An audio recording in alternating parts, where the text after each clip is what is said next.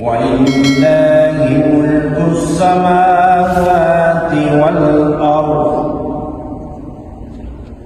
والله على كل شيء قدير إن في خلق السماوات والأرض واختلاف الليل والنهار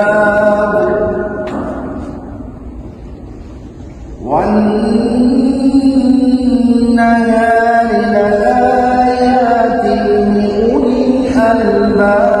الألباب الذين يذكرون الله قياما وقعودا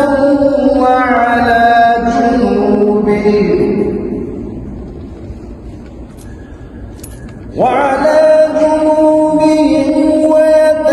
ويتفكرون في خلق السماوات والأرض ربنا